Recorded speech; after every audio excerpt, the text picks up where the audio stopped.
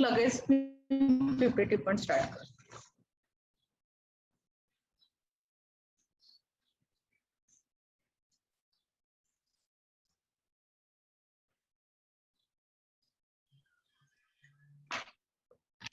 So can we start the program? Yes, yes. Okay. Thank you so much, sir.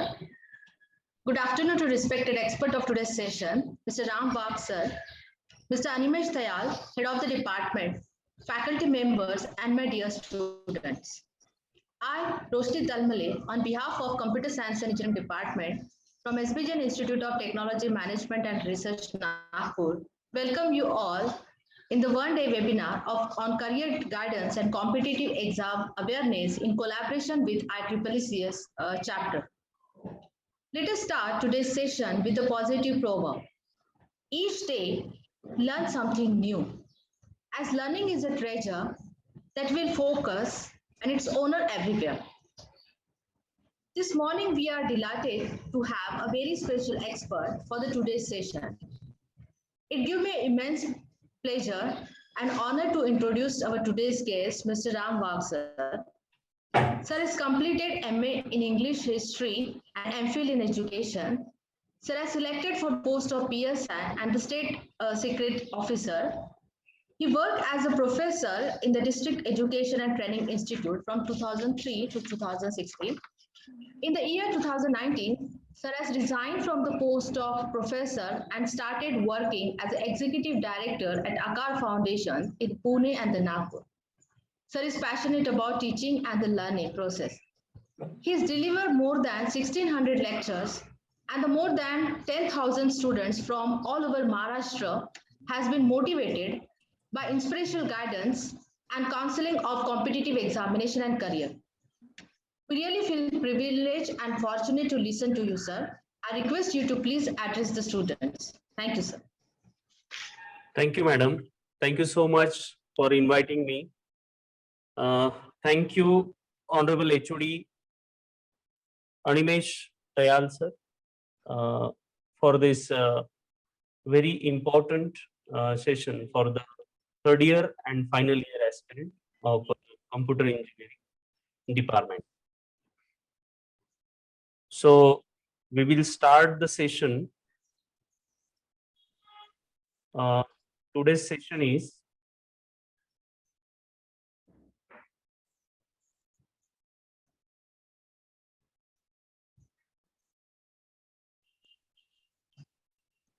it okay? Am I audible? Yes, it's audible. दिसत आहे? Yes, it's visible also. Okay, fine. Only PPT is not there. Okay, we will start PPT after some time. Okay, fine, sir, fine. Okay. So first of all, SB Jain College of Engineering, एक अच्छा नाम नागपुर और Vidarbha reason में एक engineering college का है. रोशनी ma'am, Marathi या Hindi? Hindi? Sir, yeah, Hindi is more preferable. Okay, fine. So third year और फाइनल ईयर के जो इंजीनियरिंग एस्पिरेंट हैं, उन सभी का मैं इस सेशन में स्वागत करता हूं. आज आप लोग एक जो स्टूडेंट थर्ड ईयर में है उनका 2 साल का इंजीनियरिंग पढ़ाई हो चुका है और फाइनल ईयर के स्टूडेंट 3 साल के बाद नौकरी, एंटरप्रेन्योरशिप, अलग अलग एग्जाम्स, कोई रिसर्च में जाना चाहेंगे, कोई व्यवस्थापन या मैनेजमेंट में जाना चाहेंगे. ऐसे सारे आपके सबके ख्वाब है कि आगे चलकर कुछ अच्छा करना है. थोड़ा सा आज का जो समय है, जो हम सब के लिए बहुत ही टफ समय है. कोविड अचानक से हमारे जीवन में आया और जो हमारे प्रेडिक्शन थे, जो हमारी उम्मीदें थी, जो भी हमने योजनाएं बनाई थी कि हम ग्रेजुएशन के बाद ये करेंगे, नौकरी करेंगे या कैंपस सिलेक्शन होगा, तो आज तो स्थिति ऐसी आई कि जिनकी नौकरी थी उनकी भी बंद हो गई. तो ऐसे स्थिति में क्या किया जाए? तो इंजीनियरिंग स्टूडेंट के काफी फोन भी आए थे और दरमियान रोशनी तलमन मैम का फोन आया कि इंजीनियरिंग एस्पिरेंट के लिए एक सेशन रखना है सर, कि कोविड की जो स्थिति आज है, अपॉर्चुनिटीज आफ्टर कोविड या फिर कोविड के दरमियान की अपॉर्चुनिटीज कैसी रहेंगी। तो सबसे पहली बात ये हमें ध्यान में लेनी होगी कि जैसे हम कोई जंग लड़ रहे हैं या फिर कोई ऐसा समय हमारे सामने है कि जिसमें हमें प्रायोरिटी चुननी है, तो आज की प्रायोरिटी तो ये है कि आज हमारे देश में जो जिस प्रकार से स्थिति बनी है, हम खुद को तंदुरुस्त रखें, हमारी इम्यूनिटी अच्छी रखें और जो जो संसाधन अवेलेबल है, रिसोर्सेस अवेलेबल है, उससे ये प्रयास हमारा हमारे परिवार का या खुद का रहे कि मैं खुद स्वस्थ रहूं। इस जंग की फर्स्ट प्रायोरिटी यही है कि हम खुद स्वस्थ रहेंगे तो आगे चल के बहुत सारे रास्ते मिलेंगे, बहुत सारे करियर के ऑप्शन भी मिलेंगे और उससे हम अवश्य सफल भी होंगे। जैसे कवि ठाकुर जी ने कहा था कि है अंधेरी रात फिर भी रोशनी की बात कर, लावण्या तू दीप थे काळजाची बात कर। तो इस स्थिति को हमें डरना नहीं है, हमें यहाँ से दुगनी हिम्मत रख के आगे बढ़ने का एक हौसला अपने आप में रखना है। तो आज हम एक प्रायोरिटी के साथ ये देखेंगे कि कौन कौन से ऑप्शंस करियर के after engineering, specially engineering college है तो इंजीनियरिंग के बाद क्या क्या हम कर सकते हैं। तो आपको एक प्रायोरिटी आगे का जो एक क्रम है इस प्रकार से रहेगा कि कौन कौन से ऑप्शन हमारे सामने हैं, पहली बात। दूसरा ये है कि किस किस फील्ड में हम जा सकते हैं, उसमें मैनेजमेंट फील्ड है, जो टेक्नोलॉजी है उसका फील्ड है, उसके बाद और कौन कौन से फील्ड है जिसमें जाना संभव है और उसमें हम कैसे अपना करियर बना सकते हैं। तो just second I would like to share PPT so that आप लोग देखें और समझते समझते हम लोग आगे बढ़े, तो दैट विल बी बेटर कि आप लोगों से अच्छे से आप सारी चीजों को समझ पाएंगे।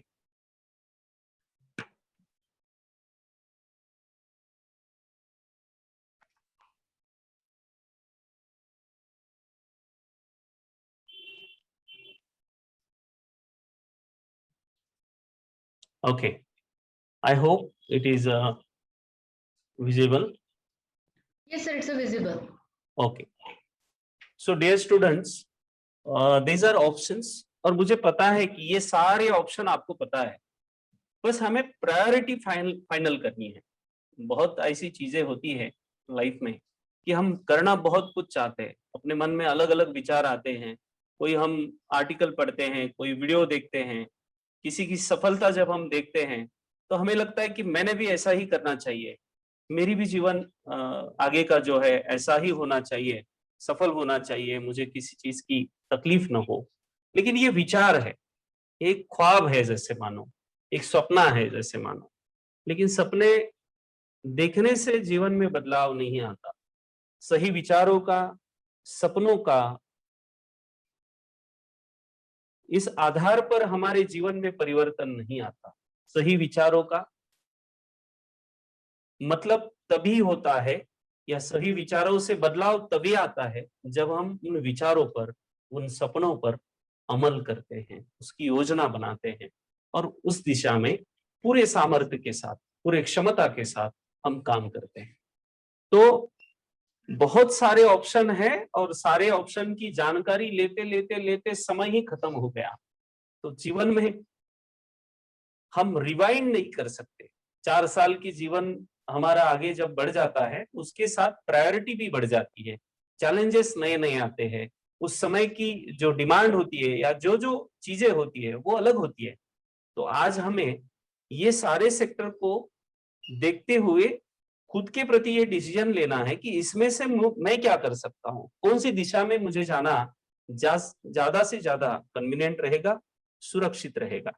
तो सबसे पहला ऑप्शन हम देखें कि स्टूडेंट, मैक्सिमम स्टूडेंट ऐसे होते हैं कि बीई या बीटेक के बाद हम पोस्ट ग्रेजुएशन करें, तो कौन से इसमें करना चाहिए। जैसे 5-10 साल पहले की बात हम करें तो एमटेक के कॉलेज बहुत कम थे, लेकिन आज की 2021 की स्थिति ऐसी है कि बहुत सारे कॉलेजेस हैं, इतने सारे कॉलेजेस हैं कि सारी जगहों पे एमटेक की जगहें आपको अवेलेबल मिलेंगी, लेकिन हमें ये ध्यान में रखना है कि 2 साल यदि मैं वहां एमटेक करता हूं तो उसके बाद क्या मुझे अच्छे से जॉब मिल पाएंगी। तो हमें ये ध्यान में रखना है कि एमटेक मुझे ऐसे इंस्टीट्यूट से करना है कि मेरे 2 साल का समय व्यर्थ न जाए, और आज बीटेक के बाद यदि मैं एमटेक 2 साल का मेरा समय देता हूं, तो आज जो मेरी स्थिति है, आज के बीटेक या बीई के बाद जो मुझे जॉब मिलने वाली है या सैलरी मिलने वाली है, उससे अच्छी पोजीशन एमटेक के बाद मेरी रहे। और ऐसा यदि हम चाहते हैं तो गेट की हमें अच्छे से प्रिपरेशन करनी पड़ेगी, और अच्छे से नंबर यदि आते हैं, मार्क्स आते हैं, तो IIT, Indian institute of technology, NIT, बहुत सारे एनआईटी के कॉलेजेस है, इंडियन इंस्टीट्यूट ऑफ साइंसेस, ऐसे जो इंस्टीट्यूट हैं, जिस इंस्टीट्यूट में यदि 2 साल हम रहे, अभी जैसे मान लो नागपुर यूनिवर्सिटी के अंतर्गत कोई एक आधा कॉलेज है जहां आप एमटेक कर रहे, मैं किसी को कम या किसी का ज्यादा महत्व बताने का मेरा उद्देश्य नहीं है, लेकिन वास्तविकता आपके सामने रखना हूं।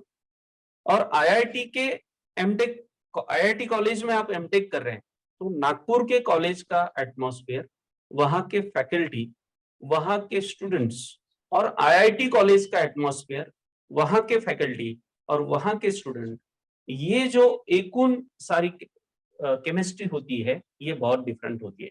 आप यदि आईआईटी में हैं तो 2 साल में आप केवल पढ़ते नहीं, आपकी पर्सनैलिटी भी उस दिशा में आगे बढ़ती है। तो आपको ये मेरा यहाँ अनुरोध होगा कि आप एमटेक यदि करना चाहते हैं तो गेट में आपके अच्छे नंबर हो, ऐसी आपकी प्रिपरेशन होनी चाहिए। और इसके साथ यदि अच्छे नंबर आते हैं तो डायरेक्टली आपको पब्लिक अंडरटेकिंग जॉब जो होते हैं, जो जिसे हम पीएसयू कहते हैं, गवर्नमेंट अंडरटेकिंग, ऐसे ऑर्गेनाइजेशन है जैसे ओएनजीसी है, बीपीसीएल है, ऐसे बहुत सारे ऑर्गेनाइजेशन हैं जिसकी आप जानकारी नेट से ले सकते हैं। वहां आपका डायरेक्ट सिलेक्शन भी हो सकता है और अच्छा पैकेज भी आपको मिलेगा। कुछ ऐसे स्टूडेंट होते हैं कि जिन्होंने 4 साल कैसे तो भी इंजीनियरिंग की निकाल ली, कैसे तो भी इंजीनियरिंग बी या बीटेक कंप्लीट कर लिया। जब उन्होंने 12th पास की थी, उनको लगा था कि मुझे 4 साल इंजीनियरिंग करनी है, उसके बाद मुझे अच्छी जॉब मिलेगी, मैं मेरा खुद का बिजनेस खड़ा करूंगा, ये करूंगा, वो करूंगा। लेकिन ये सारे विचार थे, ये सारी कल्पनाएं थी। जब आप खुद इंजीनियरिंग में आए, तब वास्तविकता जो होती है उसका आपका सामना हो गया, और आपको तब खुद के प्रति ये महसूस होने लगा कि टेक्निकल एजुकेशन में मैं आगे नहीं बढ़ सकता, क्योंकि उसमें मुझे रुचि नहीं है, इसमें मैं अच्छा परफॉर्म नहीं कर पा रहा। तो फिर ऐसे में ऐसे स्टूडेंट के लिए ऐसा नहीं है कि रास्ता खत्म हो गया है। ऐसे स्टूडेंट के लिए आज जितनी भी कंपनियां वर्ल्ड में हैं, दुनिया में हैं, भारत में हैं, उस कंपनियों में सबसे ज्यादा एम्प्लॉयमेंट की पोजीशन, अच्छे पोजीशन लेने वाले यदि कोई हैं तो वो इंजीनियर्स है। तो इसलिए आप कैट एग्जाम की प्रिपरेशन कर सकते हैं, और इस एग्जाम के साथ आप एमबीए अच्छे इंस्टीट्यूट में, आईआईएम्स है, बहुत सारे आईआईएम्स के इंस्टीट्यूट स्कूल्स हैं, या फिर आईआईएफटी है, एमएफएस है, ऐसे ये 2 साल का डिग्री कोर्स यदि मैनेजमेंट का आप करें तो आपको अच्छे कॉलेज में मैनेजमेंट की शिक्षा मिलेंगी। और मैनेजमेंट का अंतिम साल, अंतिम सेमेस्टर जब रहता है, उसी वक्त आपको अच्छी कंपनी से रिक्रूटमेंट भी मिलेगी। उसके बाद जो स्कॉलर स्टूडेंट्स या फिर ऐसे मेहनती स्टूडेंट है, उनको लगता है कि मुझे अब्रॉड जाना है, अच्छे से अच्छा पैकेज लेना है। अभी पैकेज, कंपनी, इंटरप्रेन्योरशिप, ये सारे शब्द इंजीनियरिंग के 4 सालों में आपके आगे पीछे रहते हैं। इसमें किसी को अब्रॉड जाना है, किसी को एमबीए करना है, तो जनरल स्टूडेंट ऐसे कंफ्यूज हो जाते कि मैंने क्या करना है। तो एमएस किसने जाना है? जो जीआरई अच्छे से क्वालिफाई कर सकता है। और सेकंड ऑप्शन ये है कि वहां रहना, वहां की शिक्षा की जो भी जितना एक्सपेंडिचर है वो कर सकता है, या फिर अच्छे नंबर लाके वो गवर्नमेंट फेलोशिप पे जा सकता है। वो स्टूडेंट 2 साल एमएस की यदि प्रिपरेशन फॉरेन में जाके करे तो उसे अब्रॉड में, यूएसए है, यूके है, जर्मनी है, रशिया है, जापान है, जर्मनी है, ऐसे कंट्री में बहुत अच्छे पैकेज के साथ नौकरी मिलती है, और एक सुरक्षित करियर वहां पे भी हो सकता है। उसके बाद जैसे एमएस हैं, टेक्निकल में आप आगे जाना चाहते हैं अब्रॉड में, वैसे यदि आप एमबीए के लिए अब्रॉड जाना चाहते हैं तो जीमैट भी एक अच्छा ऑप्शन है। तो उसको भी आप 2 साल का कोर्स करने के बाद मैनेजमेंट में, व्यवस्थापन में, सेल्स में, प्रोडक्शन में अच्छा एक ओहदा, अच्छी पोजीशन आपको मिल सकती है। अब ये एक डायरेक्ट रिक्रूटमेंट वाला भी है। कुछ स्टूडेंट का ऐसा रहता है कि यार बहुत हो गया, 4 साल पढ़ लिया, अभी इसके आगे पढ़ने की इच्छा नहीं है। सब करने की इच्छा है लेकिन किताब लेके बैठने की इच्छा नहीं है। हाँ, तो ऐसे स्टूडेंट का रहता है कितना भी पेमेंट मिले तो चलेगा, लेकिन मैं अभी जॉब करूँगा। लेकिन ऐसे स्टूडेंट को मेरा ये यहाँ पे थोड़ा-सा सुझाव है कि वो इस चीज़ों के ऊपर गौर करें कि आज आप इंडिविजुअल हैं, आप बैचलर हैं, तो आपको 15-20,000, 25,000 भी सैलरी मिले, तो भी आप अच्छे से अपना गुज़ारा कर सकते हैं। लेकिन 2-3 साल बाद जब आपकी फैमिली होगी, शिक्षा होगी, बच्चों का स्कूल होगा, घर खर्चे होंगे, तो 15, 20, 25, 30,000 सैलरी में ये सारी चीज़ों का एक्सपेंडिचर चलाना इम्पॉसिबल हो जाता है। तो आपको इस बात को ध्यान में रखना है। आप प्राइवेट में जॉब करें, कोई प्रॉब्लम नहीं है, लेकिन जहाँ आप जॉब कर रहे हैं, वहाँ आपको एक कॉन्फिडेंस होना चाहिए कि वहाँ आपको अच्छी आगे चल के सैलरी मिले, नहीं तो उसके साथ-साथ आपको एक प्रिपरेशन और इसका प्लान आपका अवश्य होना चाहिए। तो तुरंत अर्निंग के बजाय आप यदि लर्निंग शुरू रखें, एक अच्छा प्रोफाइल आपका बनाया जाए, तो उस प्रोफाइल के बाद आपको अच्छा अर्निंग शुरू हो सकता है।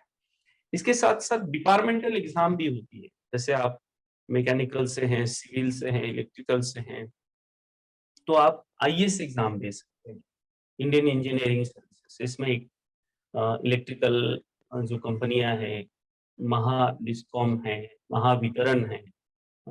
मैकेनिकल का यदि आपका ब्रांच है, तो आप एआरटीओ, जैसे महाराष्ट्र में आप एमपीएससी के द्वारा एआरटीओ की जो पोस्ट है, उसके तहत आप असिस्टेंट रोड टैक्स ऑफिसर के पोस्ट पे आपका सिलेक्शन हो सकता है। उसके बाद सिविल डिपार्टमेंट में executive engineer, junior engineer, senior engineer ऐसी पोस्ट होती है, वहाँ पे भी आपका चयन हो सकता है। ये सारी चीज़ें नहीं करनी है।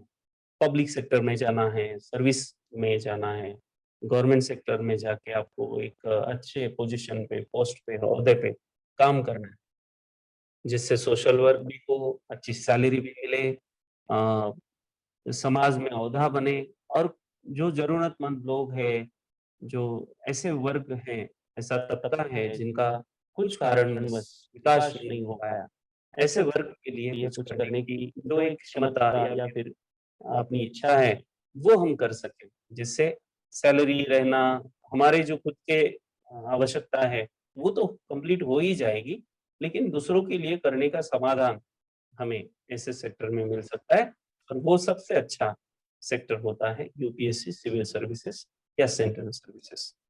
उसके बाद एमपीएससी स्टेट सर्विसेज भी है, इसके बारे में हम थोड़ा-सा डिटेल में आगे जाने वाले हैं, इसलिए अभी ज़्यादा इस पे फ़ोकस नहीं करूँगा मैं। एमपीएससी स्टेट सर्विसेज जिसे राज्य सेवा कहते हैं। राज्य सेवा ये ऐसा एग्ज़ाम है जहाँ डिप्टी कलेक्टर से लेके नायब तहसीलदार वर्ग 1 से लेके वर्ग 2 तक की सारी जो पोज़ीशंस है, वो इसमें रहती है। तो ये डायरेक्ट रिक्रूटमेंट में यहाँ कोई आवश्यकता नहीं है कि आप इंजीनियरिंग कौन से ब्रांच से हो। एक जनरल ग्रेजुएशन आपका है, तो आप इस एग्ज़ाम को दे सकते हैं और इसमें वर्ग 1 यानी कि क्लास 1 या क्लास 2 की पोज़ीशन पे आपका सिलेक्शन हो सकता है। इसकी भी एग्ज़ाम होती है, उसका प्रिलिमिनरी एग्ज़ाम होता है, मेंस एग्ज़ाम होता है, personality test that is interview भी होता है। इसके बाद यदि कोई स्टूडेंट ऐसा है कि उसका मैथ्स, रीज़निंग, इंग्लिश अच्छा है और वो चाहता है कि मुझे बैंकिंग सेक्टर में जाना है, तो वो student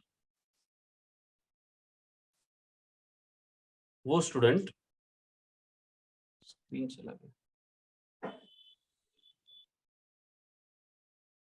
just 1 minute.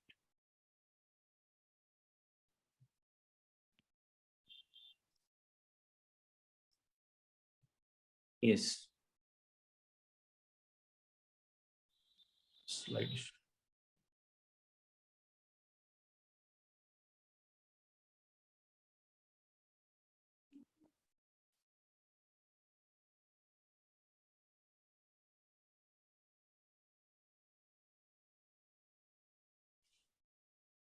Just second.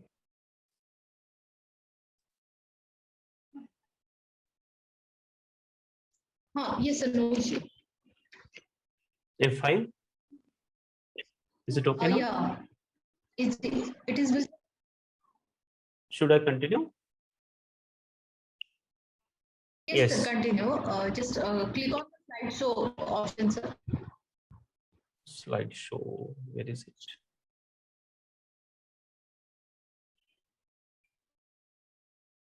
Yes. Is it visible now? F5 should I? F5 दबा चला जाए. अच्छा ठीक है. No, sir, it's not visible. Is it visible now? No, sir. Now it's visible.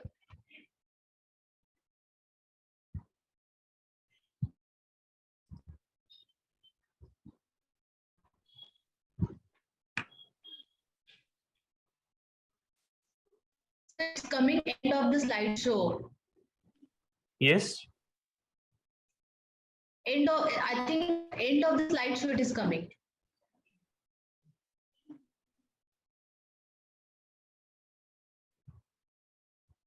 I think it is visible now. Yes, अभी दिख रहा है. So should I continue, ma'am? Yes, sir. Yes, sir. Okay.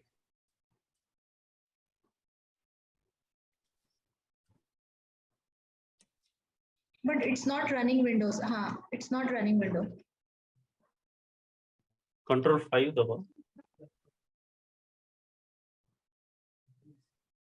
Control Yes. 5 is coming out. It's just F5, sir. PPT is I think visible. It's visible anyway. Okay, fine. No issue. So this is banking. इसके अलग भी PPT है अपने पास जो मैं continue करने वाला हूँ. Banking that is banking sector भी ऐसा सेक्टर है जहां हम जा सकते हैं. इसमें आरबीआई ग्रेड बी का पोजीशन होता है, वर्ग 2. एक काफी बड़ा पोजीशन होता है आरबीआई का, ग्रेड बी का ऑफिसर. उसके बाद वो क्लास 1 ऑफिसर बने तो हमारे देश की जो बैंकिंग इंडस्ट्री है उसको एक अच्छे से दिशा, एक रिसर्च लेवल पे जाके अच्छा काम, एक अच्छा व्यवस्थापन करने का एक पोजीशन इस माध्यम से मिल सकता है. उसके बाद एसबीआई जो है वो अपनी खुद की एग्जाम लेता है. एसबीआई खुद का रिक्रूटमेंट करता है कि एसबीआई एशिया का सबसे बड़ा बैंकिंग इंडस्ट्री का एक अलग अपना स्वतंत्र डिपार्टमेंट है. और एसबीआई के पीओ और क्लर्क इस दो पोस्ट के लिए डायरेक्ट रिक्रूटमेंट होती है. उसके बाद है IBPS, institute of banking personal selection. ये एक ऑर्गेनाइजेशन है जो जितने भी अपने नेशनलाइज बैंक है, यानी कि एसबीआई और आरबीआई को छोड़कर बैंक ऑफ महाराष्ट्र है, बैंक ऑफ बड़ौदा है, ऐसे सारे नेशनलाइज बैंक का कॉमन रिटर्न एग्जाम देने का जो काम है वो आईबीपीएस से होता है. इसमें भी आईबीपीएस के माध्यम से भी पीओ, प्रोबेशनरी ऑफिसर और क्लर्क, ये 2 पोस्ट के लिए एग्जाम होते हैं. उसके बाद सेबी है, नाबार्ड है, त्यानंतर उसके बाद है ईपीएफओ, ये भी एग्जाम है. इसके बाद एक अलग से डिपार्टमेंट है जिसे एसएससी कहा जाता है, स्टाफ सिलेक्शन कमीशन. इसके द्वारा भी क्लास 1 और क्लास 2 की पोस्ट होती है. उसके बाद है IB, intelligence bureau. Intelligence bureau के द्वारा भी क्लास 1 क्लास 2 के पोस्ट भरे जाते हैं. उसके बाद है आरआरबी, रीजनल रूरल बैंक. जैसे आरआरबी का बैंकिंग में है वैसा एक अलग से रेलवे रिक्रूटमेंट बोर्ड भी है जिसमें बहुत बड़ी मात्रा में क्लास 1, क्लास 2 और क्लास 3 या फिर जो प्रोफेशनल अलग अलग पोस्ट वहां पे होती है उसके लिए एग्जाम होता है. और इसमें भी इंटरेस्ट नहीं है तो एंटरप्रेन्योरशिप एक बहुत बड़ा बिजनेस है. वास्ट सेल के ऊपर एक बहुत बड़े स्केल के द्वारा अलग अलग डिपार्टमेंट, अलग अलग फील्ड में हम अपना बिजनेस खड़ा कर सकते हैं. हमें बिजनेस खड़ा करते हुए ये देखना है कि मैं जो बिजनेस खड़ा करूं उसकी डिमांड हर समय रहे, हर ऋतु में रहे, वो एक जीवन आवश्यक चीजें जो होती है, वैसा यदि हम व्यवस्थापन या सिस्टम या फिर सर्विसेज का सेक्टर हम खड़ा कर पाए, तो लोग खुद उस सर्विसेज के लिए आपसे संपर्क करेंगे और आपका बिजनेस आगे बढ़ेगा। ऐसे के लिए एक एग्जांपल हम देखते हैं, ओयो एक ऐसा ऐप है जो सिर्फ होटल की व्यवस्था और उसकी ग्रेडिंग देता है। एक स्टूडेंट इसको इतने अच्छे पैमाने पे एक बिजनेस के प्लेटफॉर्म के तौर पे खड़ा करता है। उसके बाद ज़ोमैटो, जैसे किसी को खाना चाहिए तो वो खुद होटल में जाके लेके नहीं आ सकता। तो ऐसा एक ज़ोमैटो ऐप है जहाँ सारे शहरों के जो होटल्स हैं उनको उन्होंने रजिस्टर्ड किया और लोग इस माध्यम से अपना फूड मंगवा सकते हैं। तो ये ऐसे कुछ ऑप्शंस है, ये बहुत छोटी-छोटी चीजें दिखती है, लेकिन ये बहुत बड़ा बिजनेस खड़ा करती है। सैकड़ों, थाउजेंड्स ऑफ पीपल को ये आज का एम्प्लॉयमेंट दे रहा है। पेटीएम है। ऑर्गेनिक फार्मिंग भी बहुत बड़ा फील्ड है। आज 4 साल की इंजीनियरिंग अच्छे शहर में, बड़े शहर में होने के बाद कोई किसान का बेटा गाँव जाना चाहता है, ये बहुत बड़ी बात है। दूसरा ऐसा बेटा है कि गाँव भी नहीं जाना चाहता और ऊपर जितना दिया है उतना भी नहीं हो पाता। तो ऐसा कोई किसान का बेटा हो तो उसको मेरा सजेशन है कि पढ़ाई में ध्यान नहीं लगता और बिजनेस करने में भी मन नहीं है, तो गाँव जाओ, 1 महीना अच्छे से जैसे अपने माता-पिता खेती में काम करते हैं, वैसा काम करो। फिर 2 चीजें क्लियर हो जाएँगी कि आप खेती कर सकते हैं क्या? खेती करना आसान है क्या? और यदि आसान है, कर सकते हैं तो बहुत अच्छी बात है, आपके पास यदि खेती है तो। और नहीं है, तो 1 महीने का खेती का इंटर्नशिप होने के बाद तुरंत आप ऊपर में जितने ऑप्शन दिए हैं, उसमें से एक ऑप्शन लेके आगे बढ़ सकते हैं। क्योंकि आगे यदि आपको कंटिन्यू करना है, तो कुछ न कुछ तो करना ही पड़ेगा। तो ये this is how the field is. इतने सारे फील्ड है और इसमें से अभी आज जो हम आपको गाइड करने वाले हैं, उसमें है UPSC civil services, MPSC state services और बैंकिंग एंड अदर जो एग्जाम्स है उसके बारे में हम एक ओवरलुक करने वाले हैं। आगे चल के यदि आप डिटेल में इसे समझना चाहते हैं तो उसे अपन डिटेल लेक्चर में डेली आकार फाउंडेशन में सुबह 11:30 बजे का लेक्चर होता है। आप आकार फाउंडेशन के जो यूट्यूब चैनल है उसमें आप ज्वाइन कर सकते हैं या फिर लिंक से भी आप ज्वाइन कर सकते हैं। तो नेक्स्ट पीपीटी की तरफ हम बढ़ने से पहले ये देखते हैं कि अभी हम देखने वाले कि यूपीएससी क्या है। Am I visible now? This okay?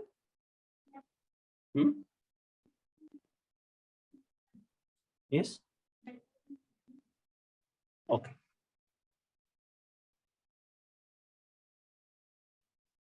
Visible आहे मी त्याच्यात बघा.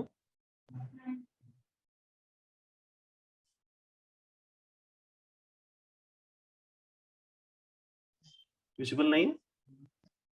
ओके. नेक्स्ट पीपीटी घेऊ आपण. यामध्ये यूपीएससी ची माहिती आपण बघणार आहोत.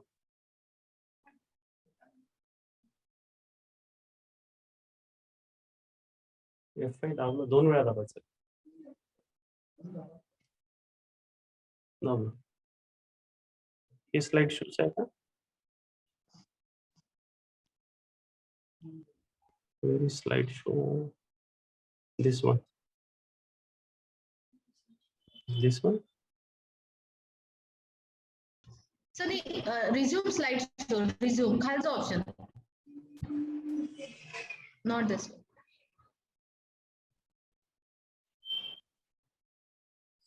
Okay. UPSC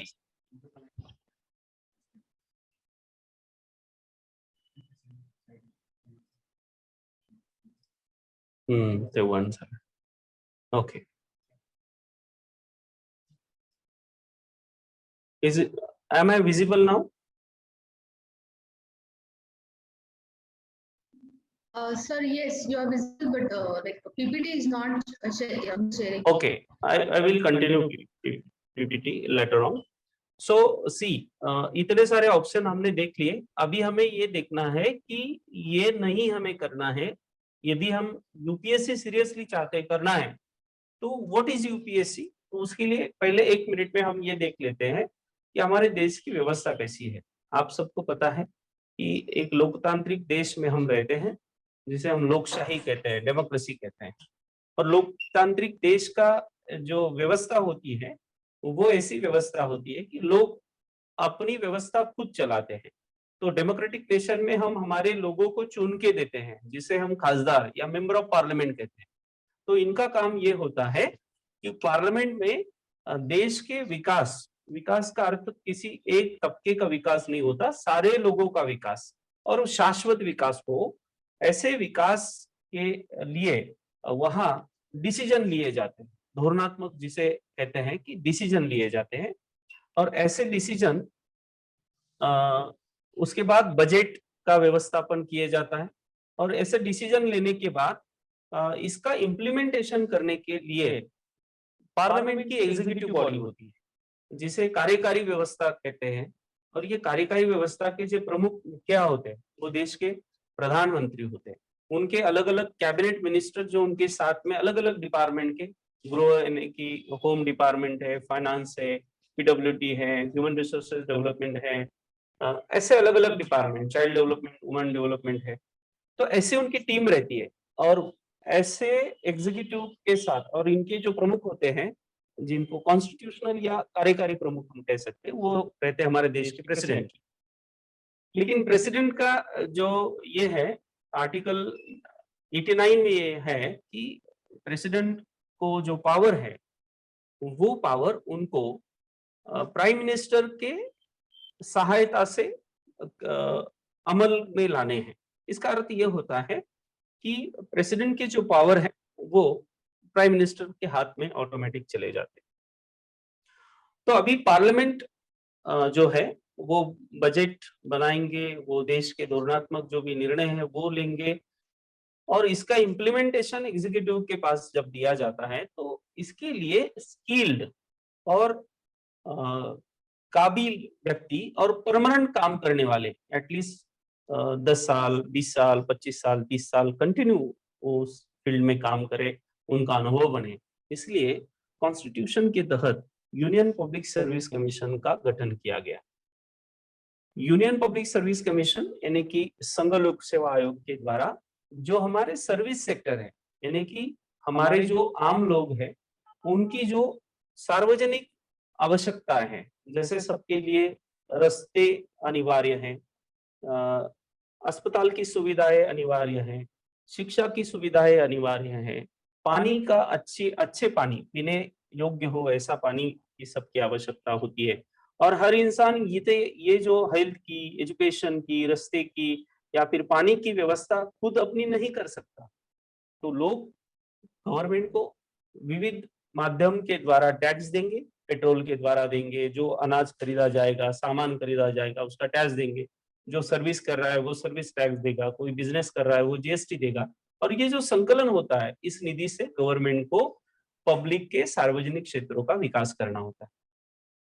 तो अभी इस इम्प्लीमेंटेशन के लिए यूनियन पब्लिक सर्विस कमीशन का गठन किया गया। ओके, तो अभी यहाँ हमें जानना है कि ये यूनियन पब्लिक सर्विस कमीशन के जो अधिकारी होते हैं, उनका काम क्या होता है। उनका काम ये होता है, जैसे पार्लियामेंट से कोई बिल बन गया कि मान लो जैसे विदर्भ सेक्टर में सूखा पड़ा है और लोगों को सहायता करनी है, मदद करनी है। तो अभी पार्लियामेंट में बिल रखा गया, विदर्भ की जो भी मेंबर ऑफ पार्लियामेंट है, उन्होंने बताया कि विदर्भ क्षेत्र में काफी ज्यादा बरसात होने के कारण बहुत बड़ी समस्या हुई है। ये भी रीजन हो सकता है, या फिर बरसात नहीं हुई इसका भी रीजन हो सकता है, और किसानों को मुआवजा देना है। तो पार्लियामेंट में उसके ऊपर डिबेट होता है। वो सत्ता पक्ष के जो मेंबर ऑफ पार्लियामेंट है, वो उसमें अपना योगदान देते हैं, और प्रतिपक्ष के जो है वो भी देते हैं। तो उससे ये होता है कि जो विषय है वो अच्छे से जस्ट सेकंड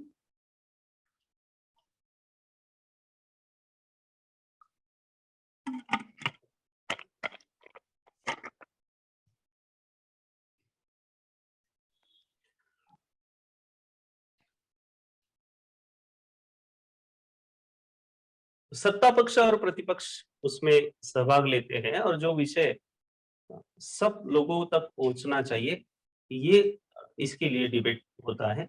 और उसके बाद जब उसका इम्प्लीमेंटेशन आता है तो वो जो फंड है या फिर अमाउंट है उस जिले के जो जिलाधिकारी कार्यालय है वहां पे आता है।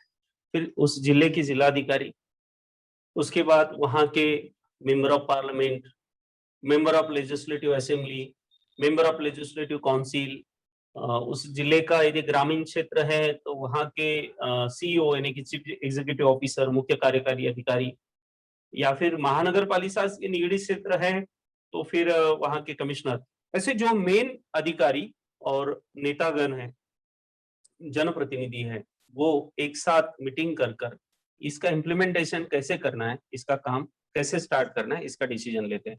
उसके बाद कलेक्टर और जिनके क्षेत्र में ये काम आता है वो उसकी व्यवस्था बनाते हैं।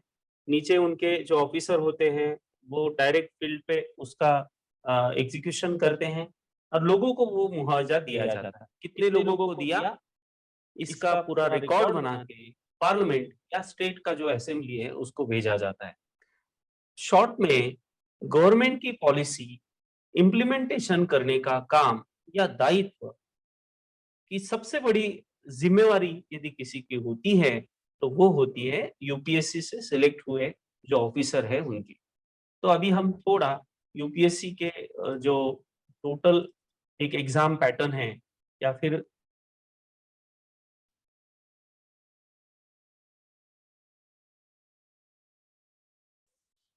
yes, participant can see your slide now.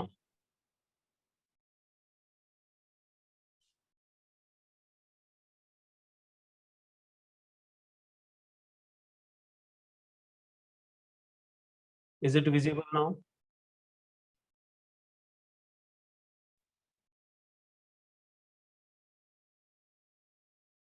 I think it is visible now. Is it visible? Yes. So what is UPSC? The UPSC, the Union Public Service Commission, is India's central agency authorized to conduct the civil services and central services examination. So एक ऐसा commission है जो देश के लिए सबसे important जो post है या फिर जिनको सबसे इंपॉर्टंट इसलिए कहा जा रहा है की सर्वात जास्त महत्व ज्या पदांना आहे, अधिकार आहेत, राजपत्रित अधिकार, गॅजेटेड पॉवर जिनके पास आहे, अशा पदांवरील अधिकाऱ्यांना निवड करण्यासाठी या आयोगाचं गठन केलं जातं.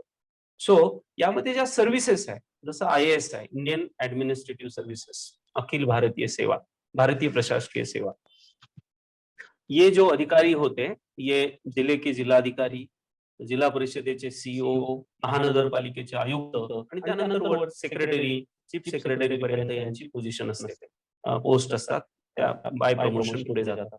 त्यानंतर आहे IFS, इंडियन फॉरेन सर्व्हिसेस, भारतीय विदेश सेवा. फॉरेन सेक्रेटरी किंवा तिथे जे काही विदेशातले आपले व्यवहार आहेत, आपले संबंध आहेत, आपले बिझनेस आहेत, देवाणघेवाण आहे किंवा आपल्या देश आणि त्या देशाचे असलेले काही महत्वपूर्ण निर्णय आहेत त्यावर IFS यांचं काम असतं. त्यानंतर IPS आहे, Indian police services, law and ऑर्डरचं जे काम आहे, जिल्ह्यामध्ये शांतता सुव्यवस्था राखण्याचं काम जिल्हा पोलीस अधीक्षक यांच्यावर असतं, याला इंडियन पोलीस सर्व्हिसेस असं म्हणायचं. आता देशाच्या विकासासाठी रेव्हेन्यूची गरज आहे, त्यामुळे रेव्हेन्यू बरोबर कलेक्ट झाला पाहिजे. जे लोक देशाची संसाधनं वापरतात, रस्ते वापरतात, पाणी वापरतात, सगळं वापरतात, या सगळ्यांनी मग टॅक्स पण दिला पाहिजे आणि मग तो टॅक्स बरोबर दिला जातोय का हे बघण्याचं काम जे आहे ते IRS ऑफिसरचं असतं. आणि म्हणून IRS ऑफिसर, इंडियन रेव्हेन्यू, भारतीय राजस्व सेवा यांचं हे काम आहे की लोकांकडनं टॅक्स जमा करायचा आणि तो टॅक्स शासनाच्या तिजोरीमध्ये जमा झाला तर त्यातून देशाचा विकास करता येतो. उसके बाद है Indian account and audit services, ये अकाउंट्स और सांख्यिकी विभाग जो होता है उससे रिलेटेड पोस्ट है. उसके बाद है IRTS, Indian railway traffic services, railway का सुव्यवस्थापन हो, रेलवे प्रॉपरली चले, उससे बिजनेस बढ़े, लोगों की जो जर्नी है, उनका गुड्स है, इसका ट्रांसफर प्रॉपरली हो, ऐसे अलग अलग सेक्टर के एग्जाम्स इसमें होते हैं. तो यह हमें अभी देखना है।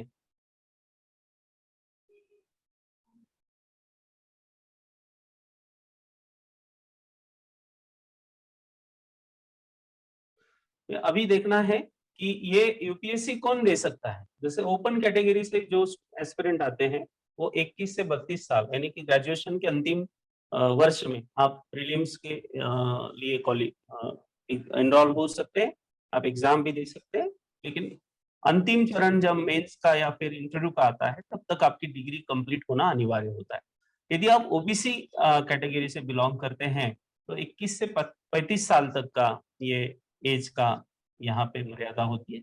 आप एससी शेड्यूल कास्ट या शेड्यूल ट्राइब से बिलोंग करते हैं तो 21 साल से 37 साल तक आपका एज का जो होता है वो क्राइटेरिया यहाँ पे होता है। अभी यहाँ आपको एज मर्यादा की मर्यादा रखी है लेकिन अटेम्प्ट की मर्यादा नहीं है। तो नीचे हम देखें कि ओपन के लिए 6 अटेम्प्ट है। अभी साल में एक बार परीक्षा होती है तो ऐसे 6 साल आप एग्जाम दे सकते हैं, यानी कि ये कम अटेम्प्ट नहीं है अपने आप में। उसके बाद ओबीसी 9 अटेम्प्ट होते हैं। एससी और एसटी ये दो ऐसे संवर्ग हैं जहां पे number of attempts will not be apply, can attempt any number of time till the age of 37 तक ये अपने अटेम्प्ट दे सकते हैं। तो इस बात को हमें ध्यान में रखना है कि ओपन का जो स्टूडेंट है वो ये ना सोचे कि यार मुझे बहुत कम अटेम्प्ट मिल रहे हैं, 6 ही अटेम्प्ट मिल रहे हैं और इनको ज्यादा अटेम्प्ट मिल रहे हैं। आपको इस बात को ध्यान में रखना है कि यदि आप सिंसियरली पढ़ाई करें, पूरे स्ट्रेंथ के साथ पढ़ाई करें, तो आप 1 या 2 या ज्यादा से ज्यादा 3 अटेम्प्ट में आप इस परीक्षा को क्वालिफाई कर सकते हैं। सो ये बात आपको ध्यान में रखनी है।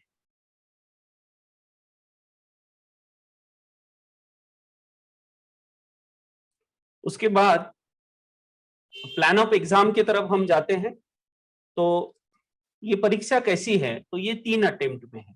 इसमें प्री है, उसके बाद मेंस है, उसके बाद इंटरव्यू है।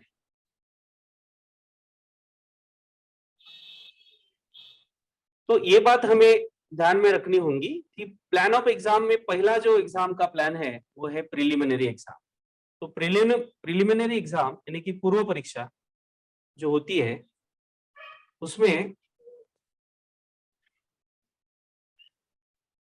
2 पेपर होते हैं, जिसमें पेपर 1 यानी कि जनरल स्टडीज, उसमें 200 मार्क्स होते हैं, 2 घंटे का समय हमें रहता है और 100 क्वेश्चन पूछे जाते हैं। 100 क्वेश्चन फॉर 200 मार्क्स और ऑब्जेक्टिव नेचर होता है, यानी कि क्वेश्चंस हिंदी और इंग्लिश दोनों भाषाओं में आएंगे और आपको नीचे दिए गए 4 ऑप्शन में से एक ऑप्शन को सिलेक्ट करना होगा। उसके बाद है पेपर 2 जिसमें सिविल सर्विसेज एप्टीट्यूड टेस्ट होता है। ये 80 क्वेश्चंस होते हैं 200 मार्क्स के लिए, यानी कि 2.5 marks to each question. Each question has 2.5 marks. 2 घंटे का समय होता है, ऑब्जेक्टिव नेचर ही रहता है। अभी यहाँ एक बात हमें ध्यान में लेनी है, वो ये है कि यहाँ हमें 33% मार्क्स लेने अनिवार्य है क्वालिफाई करने के लिए। ये जो पेपर है, ये पेपर 2 जो है, ये क्वालिफाइंग पेपर है। क्वालिफाइंग पेपर है, यहाँ आपको सिर्फ क्वालिफाई करना है। उसके बाद जो पहला पेपर है ये काउंटेड पेपर है, यानी कि इसमें से जो मार्क्स आपके मिलते हैं उसी के आधार पर आप मेंस के लिए क्वालिफाई होते हैं। प्रीलिम्स के मार्क्स मेंस या इंटरव्यू में ऐड नहीं होते, लेकिन मेंस के लिए क्वालिफाई होने के लिए हमें प्रीलिम्स क्वालिफाई करना अनिवार्य होता है।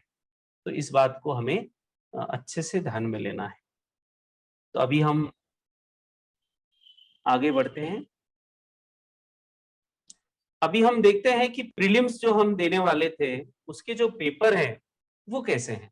तो यूपीएससी प्रीलिम्स पेपर 1 जो है, जिसे हम जीएस कह सकते हैं, जनरल स्टडीज। तो ये जनरल स्टडीज का जो पेपर है उसका सिलेबस क्या है, 2019 लिखा है, लेकिन अभी तक सिलेबस में कोई बदलाव नहीं आया है। आज के डेट में भी वही सिलेबस है। So this is first one is current affairs, national and international importance. तो इंटरनेशनल और नेशनल लेवल की जो भी करंट गतिविधियां है, प्रचलित जो भी है, उसके ऊपर क्वेश्चंस आपको पूछे जाएंगे। History mainly everything about India including Indian national movement. तो यहाँ हमें मुख्य तौर पे इंडिया के बारे में क्वेश्चन पूछे जाएंगे, लेकिन ऐसा कोई बंधन नहीं है कि वर्ल्ड के लिए क्वेश्चन नहीं जाएंगे, उसका भी हमें ध्यान रखना होता है। ज्योग्राफी है, इसमें ग्लोबल नेशनल पैरामीटर्स है, study this aspect, economic geography है, सोशल ज्योग्राफी है, physical geography of India and the world. उसके बाद है इंडियन पॉलिटी एंड गवर्नेंस, तो पब्लिक पॉलिसीज है, उसके बाद पंचायती राज है, पॉलिटिकल सिस्टम है, कॉन्स्टिट्यूशंस है और ह्यूमन राइट्स है। तो ऐसे अलग अलग सेक्टर्स जो पब्लिक या फिर सोसाइटी या फिर देश से नियमित है, हमारा संविधान है, उसके नियम है, कानून है, आर्टिकल्स हैं, ये सारी चीजों का हमें पढ़ाई करना अनिवार्य होता है। उसके बाद इकोनॉमिक एंड सोशल डेवलपमेंट, उसके बाद general studies of general issues of environmental and ecology. ये आज की तारीख में सबसे बड़ा विषय बन गया है कि हमारा एनवायरमेंट हम अच्छे से रखें, नहीं तो कोविड जैसे और अलग अलग डिसीज जो है, जो आज हमारे सामने एक बहुत बड़ा आह्वान या फिर एक बहुत बड़ी समस्या के तौर पे उभरा है। और उसके बाद है जनरल साइंस। तो ऐसे सारे टॉपिक इसमें रहते हैं।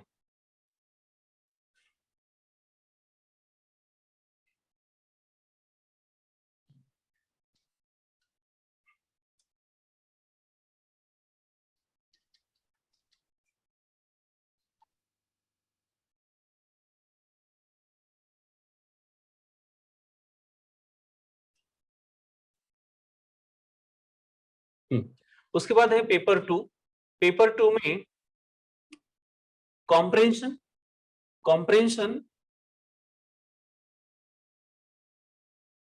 ये जो सीसैट का पेपर है इसमें कॉम्प्रेंशन है,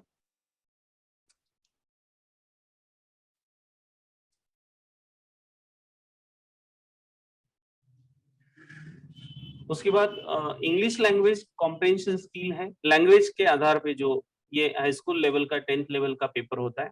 उसके बाद इंग्लिश लैंग्वेज कॉम्प्रेंशन स्किल है। उसके बाद decision making and problem solving, कि आप समस्या कैसे समझ सकते हैं, उसको कैसे सॉल्व कर सकते हैं, उसकी बेसिक न्यूमेरेसी है। उसके बाद है मेंटल एबिलिटी टेस्ट। उसके बाद है interpersonal skill including communication skill, और उसके बाद logical reasoning and analytical ability. ऐसे ये टॉपिक है। और यहाँ मैंने आपको बताया कि आपको 33% मार्क्स जो है वो लेना अनिवार्य है, यानी कि आपको 66 प्लस यानी कि 67 मार्क्स आपके होने चाहिए, तब आप जो है इस एग्जाम में आप आगे क्वालिफाई हो सकते हैं। और प्री का जो पेपर 1 है उसका आपका score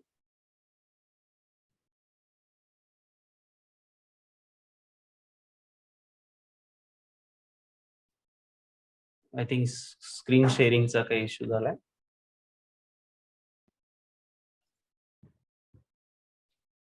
His screen is not there. Okay, just 1 minute please. Okay.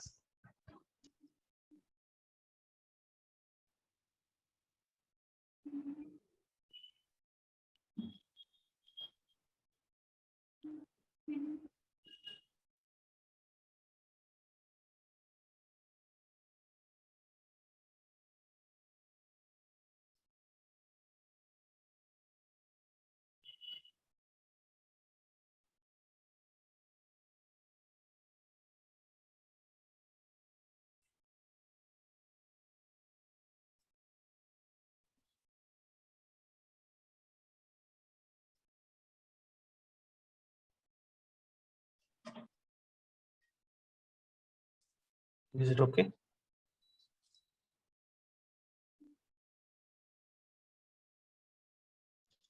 Okay, ma'am. Is it visible? Yes, sir. Yes. Is it visible? Yes, yes, sir. Okay, fine. So हमने देखा कि ये एप्टीट्यूड का पेपर होने के बाद स्टेज 2 होता है। स्टेज 2 पे हमें एक और क्वालिफाई पेपर होता है जिसे हमें क्वालिफाई करना होता है। ये लैंग्वेज के पेपर है बेसिकली। तो लैंग्वेज के पेपर में पहला एक मॉडर्न इंडियन लैंग्वेज है जो कोई भी हम ले सकते हैं, मराठी ले सकते हैं, हिंदी ले सकते हैं, जितने भी भाषाएं हैं जिनको मान्यता है संविधान के तहत वो हम ले सकते हैं। जैसे अभी महाराष्ट्र के बच्चे हैं या फिर हिंदी बच्चे हैं, वो हिंदी भाषा भी ले सकते हैं। उसके बाद एक इंग्लिश पेपर होता है जो कंपलसरी होता है। ये दोनों पेपर में हमें सिर्फ 30% मार्क्स लेने हैं for the qualifying of next round, that is mains. तो इतने नंबर यदि हम ले तो उसके बाद भी हम मेंस के लिए आगे हम क्वालिफाई होते हैं।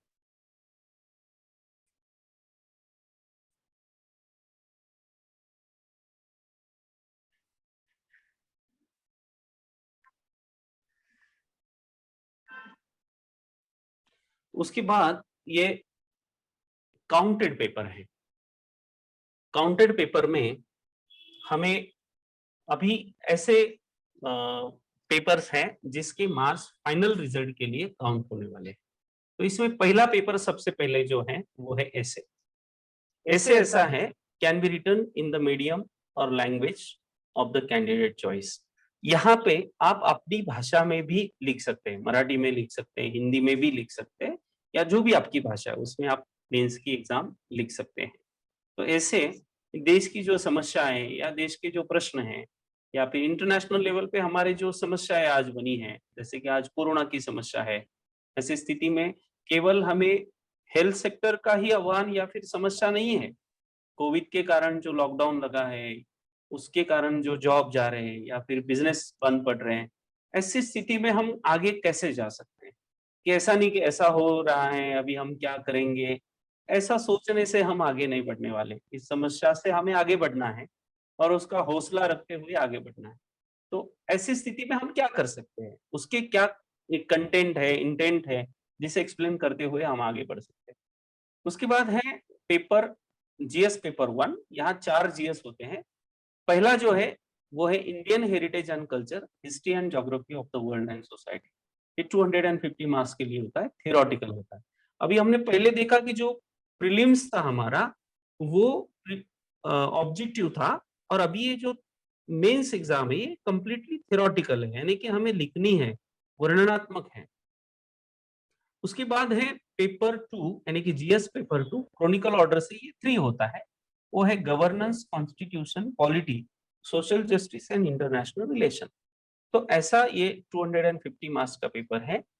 उसके बाद है technology, economic development, biodiversity, security and disaster management. ये 250 मार्क्स का ये और पेपर है। उसके बाद है एथिक्स, इंटीग्रिटी एंड एप्टीट्यूड। अभी एथिक्स ये विषय यहाँ क्यों रखा गया, ये सबसे अहम बात यहाँ पे है।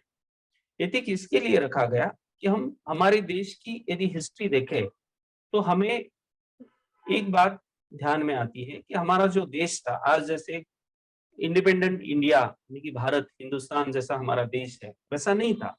अलग अलग क्षेत्र में अलग अलग राजा थे।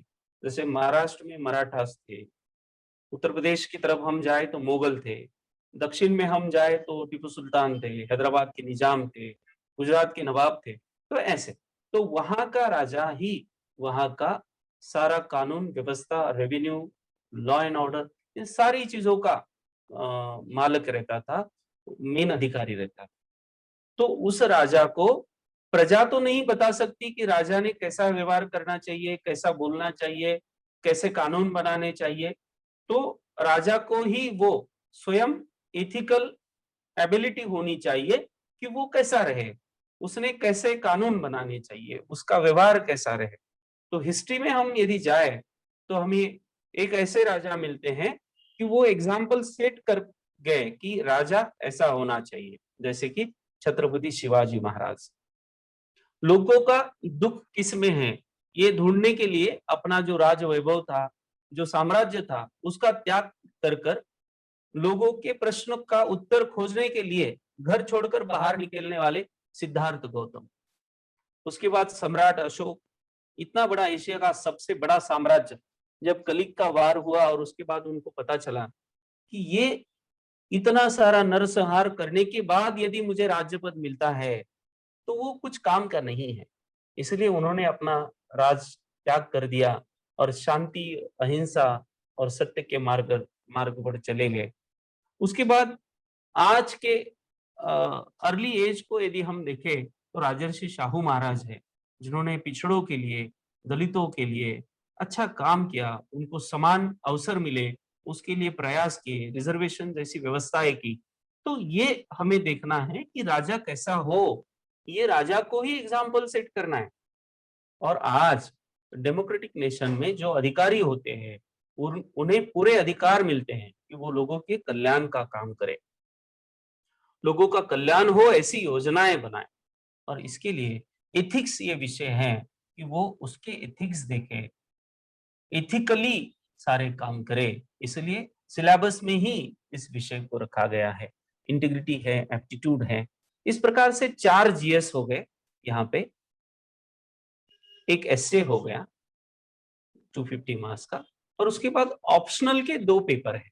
सब्जेक्ट एक ही है, एक सब्जेक्ट के 2 पेपर है, तो ये 250 ऐसे 1750 मार्क्स मेंस के होते हैं। और उसके बाद इंटरव्यू होता है।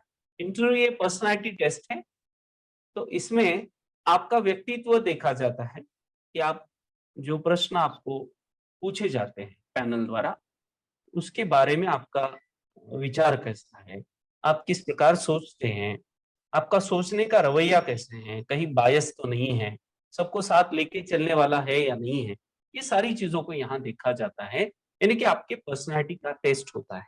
इस प्रकार से 2025 यानी कि 2025 मार्क्स यदि ये टोटल मार्क्स होते हैं, और इसमें से यदि 45 या 40 प्लस भी मार्क्स आते हैं तो पहले 1000 जो सीट होती है उसमें आपके आने की संभावना है। और यदि आप टॉप पे आना चाहते हैं तो आपको 45 टू 50% मार्क्स लेना अनिवार्य है। 45% मार्क्स भी लेते हैं आप तो भी आपका सिलेक्शन होना ही है। तो इस प्रकार से ये मेंस का एग्जाम होता है। अभी इसके बाद जो है हम ये ऑप्शनल की लिस्ट देखते हैं। जैसे एग्रीकल्चर है, अभी आप साइंस के स्टूडेंट है तो सिविल इंजीनियरिंग है, उसके बाद इलेक्ट्रिकल इंजीनियरिंग है, उसके बाद मैथमेटिक्स भी है, किसी का मैथ्स अच्छा है, मैकेनिकल इंजीनियरिंग है। तो इस प्रकार से विषय हैं। और यदि आपको ऐसा लगता है कि 4 साल इंजीनियरिंग का पढ़ पढ़ के कैसे तो भी एग्जाम पास कर लिए, अभी दोबारा से इंजीनियरिंग की किताब हाथ में नहीं लेना है, तो आप जो इसके पहले की साइड हम देखेंगे जीएस के सब्जेक्ट हैं, जैसे हिस्ट्री है, ज्योग्राफी है, यही सब्जेक्ट यहाँ पे भी है।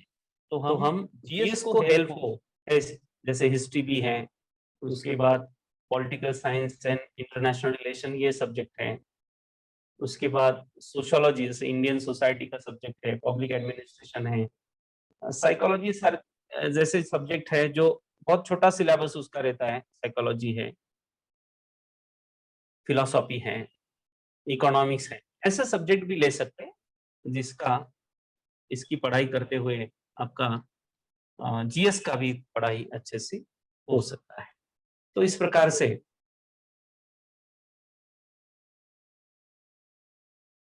यूपीएससी की जानकारी हमने ली। अभी शॉर्ट में हमें ये देखना है कि इसके लिए रेफरेंसेस कौन से यूज करें। इसके लिए डिटेल सेशन आप नेक्स्ट वीक में मंडे को आप ज्वाइन कर सकते हैं। उसमें आपको यूपीएससी के टॉपिक वाइज, जैसे हिस्ट्री है उसके भी टॉपिक है, जैसे हिस्ट्री में जो सेक्शन है ancient history, medieval history, modern India, ये जो इसके अलग अलग सेक्शंस है उसकी जो जानकारी है वो आपको मिलेगी नेक्स्ट सेशन। तो अभी आपने देखा कि यूपीएससी, अभी हम थोड़ा एमपीएससी के ऊपर भी एक रिव्यू लेते हैं, आप उसको भी समझ ले अच्छे से।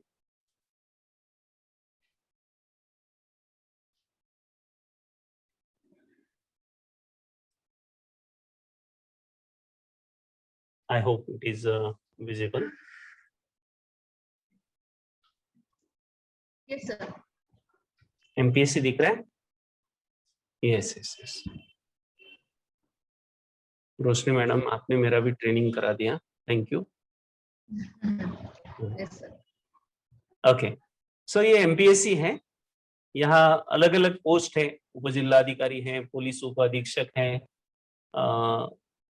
उप मुख्य कार्यकारी अधिकारी हैं, सहायक विक्रीकर आयुक्त हैं, तहसीलदार है, नायब तहसीलदार हैं, ये अलग अलग पोस्ट हैं। just 1 minute.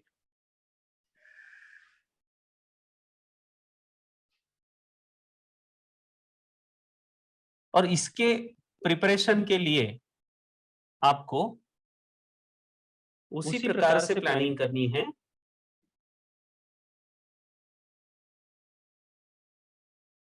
जैसे की आप इसके पहिले करते. तर आता एमपीएससी आहे तर इथे तर मला मराठी बोलावं लागेल आणि तुमच्यापैकी ज्यांना एमपीएससी करायचं आहे त्याला मराठी आली पाहिजे. मला मराठी येत नाही असं म्हणून चालता येणार नाही. बेसिकली तुम्हाला अधिकारी जर व्हायचं आहे तर भाषा हे तुमचं मर्यादा असता कामा नये. भाषा काय की काहीच तुमची मर्यादा असता कामा नये. किंवा मला एखाद्या व्यक्तीला मर्यादा असेल तर तो स्वतःला कमी समजायला लागतो आणि म्हणून आपली मर्यादा असता कामा नये. हे बाबू आपण इथे लक्षात घेतली पाहिजे की आपली मर्यादा असता कामा नये.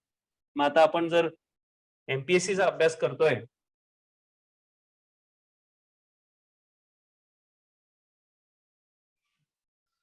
तर आपल्याला ma'am call to Susan and sir is in lecture. Please talk to him.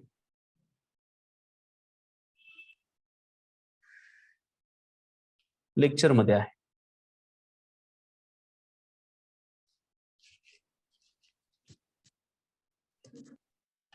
So MPSC द्वारा जी पोस्ट भरल्या जातात त्या ह्या इथे आपल्याला दिसत आहेत. एमपीएससी मध्ये मुख्यतः वेगवेगळ्या परीक्षा आहेत. जसं राज्यसेवा परीक्षा आहे, जसं तिकडे कॅडर होते तसे इथे राज्यसेवा परीक्षा आहे. आता या परीक्षांच्या कॅडर मध्ये कॅडर म्हणता येणार नाही, याला स्तर म्हणू शकतो आपण. उपजिल्हाधिकारी ते नायब तहसीलदार किंवा संशोधन अधिकारी असे ही जी पदं आहेत, टोटल जवळपास 27 पदं इथे आहेत. ही वर्ग 1 आणि वर्ग 2 ची पदं आहेत. या पदांना सिलेक्ट होण्यासाठी आपल्याला व्यवस्थित त्याचा अभ्यासाचं नियोजन करावं लागतं. इथे आपल्याला लक्षात येईल की इथे राज्यसेवा पूर्व परीक्षा ही 400 गुणांची आहे. त्यानंतर राज्यसेवा मुख्य परीक्षा ही 800 गुणांची आहे. त्यानंतर मुलाखत जी परीक्षा आहे ती 100 गुणांची आहे. यानंतर आपण पुढे जातोय. यामध्ये जी वयोमर्यादा आहे ती 19 to 38 इयर्स पर्यंत आपल्याला ही परीक्षा देता येते. If you belong to social reservation then you will get 5 year extension, यानी कि 38 से लेके और 5 साल यानी कि 43 साल तक आप पढ़ाई कर सकते हैं. यदि आप दिव्यांग हैं, विशेष आवश्यकता जिनको कहते हैं हम, ऐसे उनके लिए और 5 साल का एक्सटेंशन है. शैक्षणिक पात्रता यानी any graduate from any university. उसके बाद नंबर ऑफ अटेम्प्ट जो है यूपीएससी जैसा है, ओपन के लिए 6, ओबीसी और ऑल बैकवर्ड कैटेगरीज 9 और एससी एसटी के लिए नो लिमिट ऑफ अटेम्प्ट. ठीक है, लेकिन एज का अटेम्प्ट जो है, एज का लिमिटेशन जो है, मर्यादा, वो आवश्यक है. उसके बाद जो नेगेटिव मार्किंग है वो 1/4 है. यूपीएससी में भी 1/4, यूपीएससी प्रीलिम्स में 1/3 आई थिंक सो. हाँ, यस, सॉरी. सो इस प्रकार से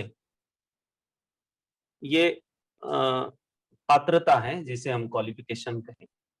इसमें जो पेपर 1 है, इसमें 100 क्वेश्चन फॉर 200 मार्क्स, 2 घंटे का समय है. ग्रेजुएशन लेवल की ये परीक्षा है. मराठी और इंग्रजी ये 2 माध्यम के पेपर यहाँ पे रहेंगे. और वस्तुनिष्ठ म्हणजे ऑब्जेक्टिव्ह पद्धतीचं हे स्वरूप याचं परीक्षेचं असेल. 80 क्वेश्चन्स आहेत फॉर 200 मार्क्स. 80 प्रश्न 200 मार्क्स. हा सीसॅट पेपर आहे, civil services aptitude test. Okay, तर यामध्ये each question has 2.5 मार्क्स, म्हणजे 80 क्वेश्चनला 200 मार्क्स आहे. अशा पद्धतीने इथे पण मराठी, इंग्लिश आणि ऑब्जेक्टिव्ह पद्धतीचं याचं स्वरूप आहे. यानंतर आपण पुढे जातोय. जीएसचा जो पेपर आहे, पेपर 1, हा इथे आता याला मी इथे मराठीत लिहिलंय, हिंदीमध्ये तुम्हाला इंग्लिश मध्ये सांगतो. इथे करंट अफेअर्स, ओके, स्टेट आणि नॅशनल लेवलचं इथे असेल. त्यानंतर history of India and special reference to Maharashtra. उसके बाद जो है world, India and Maharashtra geography, physical, social and economical geography. त्यानंतर महाराष्ट्र व भारत राज्य व्यवस्था, म्हणजे Indian polity, Indian constitution, then panchayati raj, local self government है, अर्बन गवर्नमेंट है, पंचायती राज व्यवस्था है, जो हमारे राइट्स वगैरह हैं, सार्वजनिक जो सोशल हमारे पॉलिसीज है, इसका अध्ययन इसमें होगा। उसके बाद है social and economic and social development. उसके बाद है environmental, basic and important issues of environment और जनरल सायन्स। असे 7 घटक यामध्ये प्रामुख्याने आहेत आणि त्यामध्ये तुम्हाला क्वेश्चन विचारले जातात। त्यानंतर जो सीसॅट पेपर आहे, सेम इंग्लिश मध्ये जर आपण बघितलं, उत्तरावर आधारित comprehension, then interpersonal skill including communication skill, logical reasoning and analytical ability, decision making and problem solving, general mental ability, then basic numerical, then Marathi English language comprehension skill. तो ये दोनों पेपर कंपलसरी है और दोनों पेपर में से यदि हम देखें तो जो 400 मार्क्स है, इसमें से अराउंड हमें 200 प्लस मार्क्स आने आवश्यक है, यानी कि 50% मार्क्स यदि हम लेते हैं इसमें तो we will qualify for the mains exam. और मेंस के लिए यदि हम क्वालिफाई हुए तो ये मार्क्स जो हमें मिलते हैं वो मेंस में कंसिडर नहीं होते, वो बस it is just qualifying exam जो आपको मेंस के लिए क्वालिफाई करती है। उसके बाद है मेंस एक्झामिनेशन, जी मुख्य परीक्षा आहे। या मुख्य परीक्षेमध्ये आपल्याला प्रामुख्याने 6 पेपर आहे। यातले पहिले 2 पेपर लँग्वेजचे आहेत आणि उर्वरित जे 4 पेपर आहेत ते जीएसचे आहेत। यामध्ये पहिला जो मराठी इंग्लिश पेपर आहे हा 50-50 मार्काला आहे, ओके। दुसरा जो हा थिअरॉटिकल पेपर आहे, म्हणजे यामध्ये तुम्हाला लिहायचं आहे, निबंध लेखन, पत्रलेखन आणि सारांश लेखन। त्यानंतर दुसरा जो पेपर आहे हा मराठी व इंग्रजी आहे, परंतु हा ऑब्जेक्टिव्ह आहे, ऑब्जेक्टिव्ह पेपर आहे हा। इथे तुम्हाला कॉम्प्रिहेन्शन, वोकॅब्युलरी, देन ग्रामर असे हे झालं इंग्लिशचं, आणि मराठीचं आपण बघितलं तर आकलन, शब्दसंग्रह, त्यानंतर व्याकरण, अशा घटकांवर इथे प्रश्न तुम्हाला येतील। त्यानंतर 4 जीएस आहे, 150 इच, 150 प्रश्न आहेत आणि 150 मार्क्स त्याला आहेत। बरं, इथे तुम्हाला 2च तासात सोडवायचे। प्रिलिम्सला जर आपण बघितलं तर 100 प्रश्नाला 2 तास आहेत, म्हणजे इथे प्रश्नांची काठिण्य पातळी सुद्धा वाढते आणि वेळ तुमचा कमी होतो। म्हणजे तुम्हाला 100च्या ऐवजी 150 प्रश्न सोडवायचे आहेत आणि त्यामध्ये तुम्हाला पोस्ट काढायचे।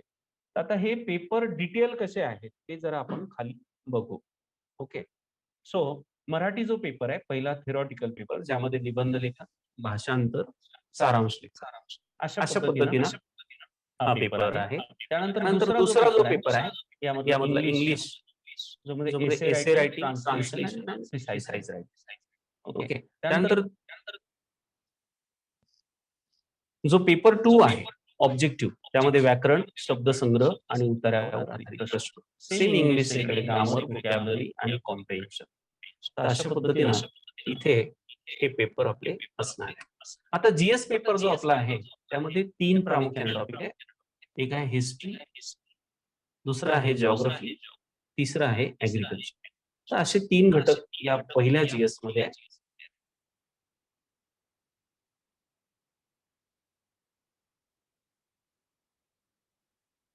त्यानंतरचा जो पेपर आहे ज्यामध्ये भारताची राज्यघटना, भारतीय राजकारण, महाराष्ट्राच्या विशेष संदर्भासह आणि कायदे, अशा पद्धतीने हा पेपर 2 आहे। यामध्ये हे सब कंटेंट खाली दिलेले जे तुम्हाला वाचता येतील, ओके। अशा पद्धतीने हा पेपर 2 आहे 150 मार्क्स साठी। तिसरा जो पेपर आहे हा अत्यंत महत्त्वाचा पेपर आहे, कारण राज्यसेवेतनं जे अधिकारी पोस्टवर जातात, डेप्टी कलेक्टर, डेप्टी सीओ, तहसीलदार, यांना त्यांच्या सोबत जे अधिकारी किंवा कर्मचारी आहेत यांना घेऊन सगळे प्रकल्प राबवायचे असतात। मग ज्या वेळेला ह्युमन रिसोर्सेस तुम्हाला घेऊन काम करायचंय तर तुम्हाला त्यांचे जे राईट्स आहेत त्याचं उल्लंघन झालं नाही पाहिजे, त्यांच्या राईट्सला धक्का पोहोचणार नाही, कुणावर अन्याय होणार नाही, याची शिकवण तुम्हाला अगोदरपासूनच असावी या उद्देशानं महाराष्ट्र लोकसेवा आयोगाने हा सिलेबस यामध्ये टाकला आहे. तर मानव साधन संपत्तीचा विकास कसा करायचा आणि मानवाचे हक्क कसे रक्षण करायचे असा हा एकूण पेपरचा पार्ट आहे. याला सुद्धा 150 मार्क्स आहे, 2 तासाचा वेळ आहे. त्यानंतर आपण पुढे जातोय. सामान्य अध्ययन पेपर 4 जो आहे ज्याला 150 गुण आहेत, 2 तासाचा वेळ आहे. अर्थव्यवस्था व नियोजन, त्यानंतर विकासाचे अर्थशास्त्र व कृषी, त्यानंतर विज्ञान व तंत्रज्ञानाचा विकास, अशा पद्धतीच्या 3 घटकांवर 100 150 प्रश्न, 150 गुण, 2 तासाचा वेळ. अशा पद्धतीनं हा झाला पेपर 4. आणि यानंतर महत्वाचा टप्पा म्हणजे मुलाखत. ही मुलाखत 100 मार्कांची असते. साधारणतः 5 लोकांचं पॅनल असतं. नॉलेज तुमचं पूर्व आणि मुख्य परीक्षामध्ये चेक झालेलं असतं. इथे हे बघायचं असतं की तुम्ही ज्या कार्यालयामध्ये उपजिल्हाधिकारी, तहसीलदार, नायब तहसीलदार या पदावर सिलेक्ट होणार आहात, तिथे त्या पदांना तुम्ही न्याय देऊ शकाल का? त्या पदांना तुम्ही त्या लोकाभिमुख अशा पद्धतीचं काम करू शकाल का? या सगळ्या परीक्षांमध्ये एक अत्यंत महत्वाचा शब्द आहे. तसं union public service commission, Maharashtra public service commission. Service म्हणजे काय तर सेवा. आपल्याला सेवा करायची आहे. म्हणजे अधिकारी आहे म्हणजे आपल्याला तिथे रुबाब कसण्यासाठी जायचं नाही आहे की मी अधिकारी आहे, मी काही करू शकतो. हा प्रकार आता नाही राहिला. This is service sector. तुम्हाला लोकांच्या सर्व्हिसेस द्यायच्या आहेत, लोकांना जे त्यांचे हक्क आहेत ते द्यायचे आहेत आणि त्यासाठी तुम्ही तिथे आहात. वेळेत कामं करायची. नाहीतर सिलेक्ट झाल्यानंतर जसं अभिनंदन होतं, हार बुके अभिनंदन मिळतं, तसं कामं नाही झाल्यानंतर तुमच्यावर मोर्चे सुद्धा येतात. हे सुद्धा इथे आपल्याला लक्षात घ्यायचं. त्यानंतर या मेन्स आणि इंटरव्ह्यूचे जे मार्क्स आहेत यातून फायनल सिलेक्शन होतं आणि फायनल सिलेक्शन जे असतं म्हणजे 800 मार्क्स मेन्सचे आणि जे 100 मार्क्स आहेत ते इंटरव्ह्यूचे. तर असं 900 पैकी तुमचं फायनल सिलेक्शन असतं. साधारणतः 420 प्लस जरी मार्क्स आले तरी आपली इथे पोस्ट निघते. हे आपण इथे लक्षात घेतलं पाहिजे. तर आपण राज्यसेवा आणि युपीएससी, त्यानंतर या अगोदर आपण UPSC civil services, UPSC central services, त्यानंतर एमपीएससी स्टेट सर्व्हिसेस या पदांची आपण माहिती बघितली. याशिवाय आता सहाय्यक कक्ष अधिकारी म्हणजे assistant cell tax officer, cell tax सहाय्यक कक्ष अधिकारी म्हणजे असिस्टंट सेक्शन ऑफिसर, त्यांच्या राज्य कर निरीक्षक म्हणजे सेल टॅक्स ऑफिस इन्स्पेक्टर आणि त्याखाली आहे पोलीस इन्स्पेक्टर. ह्या पण क्लास 2च्या नॉन गॅझेटेडच्या पोस्ट आहेत. तर यासाठी सुद्धा अशा पद्धतीची प्रीची एक परीक्षा असते. त्यामध्ये एकच पेपर असतो. मेन्सला 2 पेपर असतात आणि फक्त PSI ला इंटरव्ह्यू आणि फिजिकल असतं. बाकी ASO आणि STIच्या मुख्य परीक्षेच्या मार्कांवरच सिलेक्शन होतं. तर इथे आपल्याला हे लक्षात घ्यायचंय की या परीक्षांना एक व्यवस्थित योग्य नियोजनानं अभ्यास आणि त्याचं इम्प्लिमेंटेशन हे अत्यंत अनिवार्य आहे. ते जर नसेल तर ह्या परीक्षा पास करणं शक्य नाही. याचा अर्थ मी आपल्याला डिमॉरलाइज करतोय अशातला भाग नाही. याचा अर्थ असा आहे की आपल्याला सिरियसली जर करायचं असेल तर त्याच्यासाठी तसं नियोजन असणं अनिवार्य आहे. जर नियोजन असेल तर निश्चित आपण ही परीक्षा पास करू शकतो. अन्यथा आपला वेळ इकडे घालवण्यात कुठल्याही पद्धतीचा पॉइंट नाही. तर अशा पद्धतीनं इथे आपण MPSCची परीक्षांची माहिती आणि UPSCच्या परीक्षांची माहिती सुद्धा बघितली. आता या दोनही परीक्षांच्या सिलेक्शन मधलं अत्यंत महत्वाचं जर काय असेल तर ते हे आहे की आपल्याला सगळ्यात अगोदर काय करायचंय तर या परीक्षेचा सिलेबस डाउनलोड करायचा, प्री आणि मेन्सचा. नंबर 2, या परीक्षांचे प्री आणि मेन्सचे previous year question paper download करायचे. हे पेपर डाउनलोड केल्यानंतर आपल्याला सिलेबस प्रमाणे नेमके क्वेश्चन्स कसे विचारले जातात याचं जजमेंट येईल. यानंतरचं काम आपल्याला हे करायचं की किमान सिलेबसला अनुसरून NCERT ची जी बुक्स आहेत यामध्ये हिस्ट्री आहे, सिविक्स आहे, इकॉनॉमिक्स आहे, सायन्स आहे, एन्व्हायरमेंट आहे, याचा अभ्यास करायचा. यानंतर रेफरन्स बुक प्रत्येक सब्जेक्ट नुसार वेगवेगळे आपल्याला वाचावे लागतात. आता हे रेफरन्स बुक कोणते वाचायचे, तर जे सिलेक्ट झालेले अधिकारी आहेत त्यांनी रिकमेंड केलेले बुक्सची जी लिस्ट आहे ती आपण akarfoundation.org जी आपली संस्थेची साईट आहे त्यावर टाकलेली आहे आणि त्यावरनं प्रत्येक सिलेबस नुसार घटकानुसार नेमकं कोणतं बुक वाचायचं याचं तुम्ही अभ्यास करू शकता. आता इथून पुढे आपल्याला जात असताना यानंतरचं एक जनरल आपण जस्ट बँकिंगचे काही विद्यार्थी असतील त्यांना माहिती असावं म्हणून एक थरो आपण तिथनं जाऊया.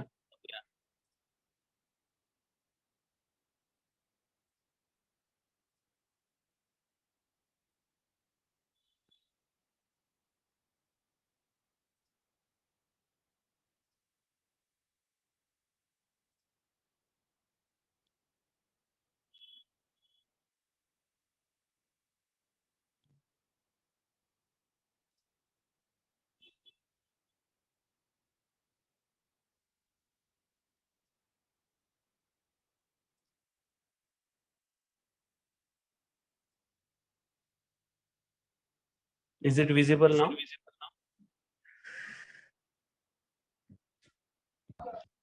ते मल्टिपल विंडो कुठून सिलेक्ट करायचं? PPT is visible.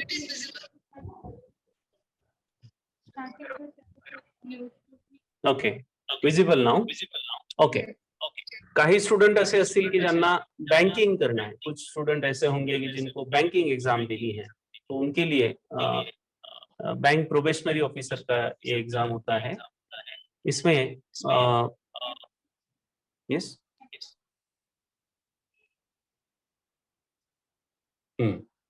This one reserve Bank of India का आरबीआई का ग्रेड बी का एग्जाम होता है. उसके बाद institute of banking personal selection ये आईबीपीएस का पोस्ट होता है. आईबीपीएस की एग्जाम का एक कमीशन है जो 2 प्रकार के पोस्ट के लिए एग्जाम कंडक्ट करता है, एक पीओ प्रोबेशनरी ऑफिसर और एक क्लर्क. उसके बाद एसबीआई खुद की स्वतंत्र एग्जाम लेता है. प्लान अप एग्जाम में यदि हम जाएं तो फर्स्ट पेज में जो सिलेबस है वो आप यहाँ मैं आपको पॉइंट आउट करा देता हूँ.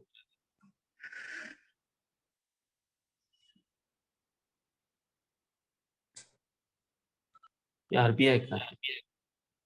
इसमें फेज 1 इसमें जनरल अवेयरनेस है, इंग्लिश है, English language, quantitative aptitude and reasoning. Phase 2 जो होता है उसमें एमसीक्यूज पैटर्न के क्वेश्चन होते हैं. इसमें इंग्लिश राइटिंग स्किल है, इकोनॉमिक एंड सोशल इश्यूज हैं. उसके बाद finance and management, economic and statistics, ऐसे कंटेंट इसमें होते हैं. उसके बाद institute of banking personal selection यदि हम देखें, इसका जो प्री का एग्जाम होता है उसमें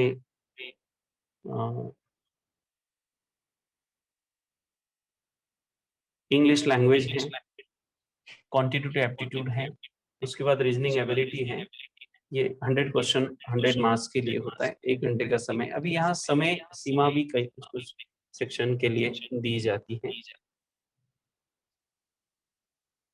उसके बाद मेंस में रीजनिंग है, English language, reasoning, quantitative aptitude, general awareness, special reference to banking industry और कंप्यूटर नॉलेज से 200 मार्क्स का ये मेंस का एग्जाम होता है. उसके बाद कई जगहों पे इंटरव्यू लिया जाता है, कहीं ग्रुप डिस्कशन दिया जाता है. तो डिपेंड करता है कि बैंक किस प्रकार से उसे करे. तो इस प्रकार से ये एग्जाम होती है.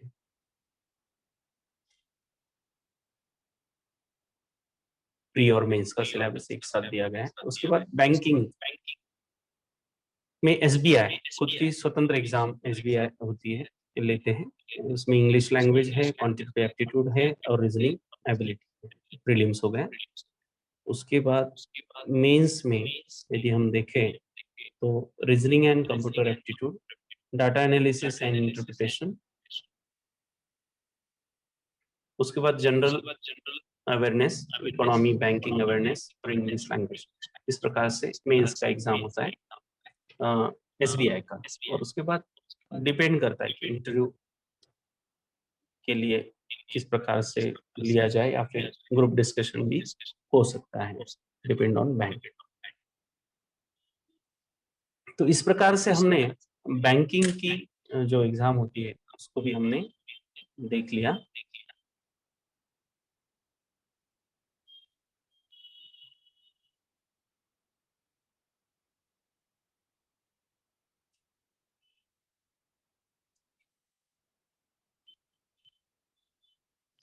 Am I visible now? Yes, sir.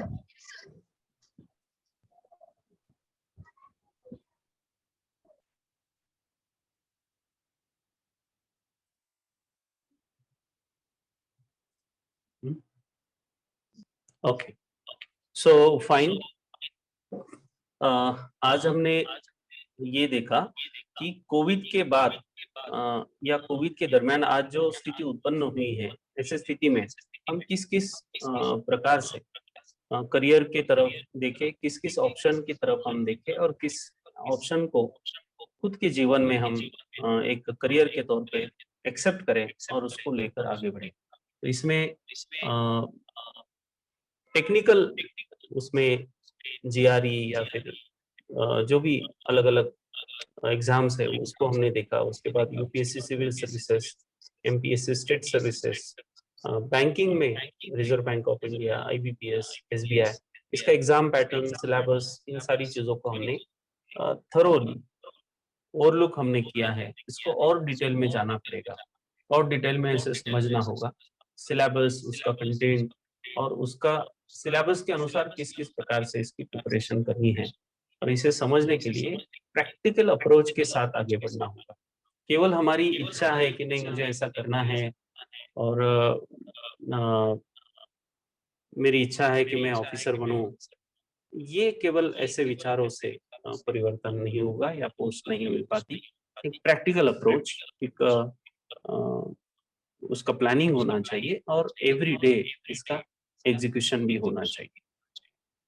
तो अभी इस सत्र के लिए हम एक बात को गौर से देखें कि आज जो स्थिति हमारी उत्पन्न हुई है, 4 साल पहले आपने सोचा होगा कि इंजीनियरिंग के बाद कैंपस इंटरव्यू होगा, बिजनेस करूंगा या फिर जो भी करूंगा। आज हम देख रहे हैं कि काफी बिजनेस बंद हो रहे हैं, बहुत सारे लोगों की नौकरी भी जा रही है।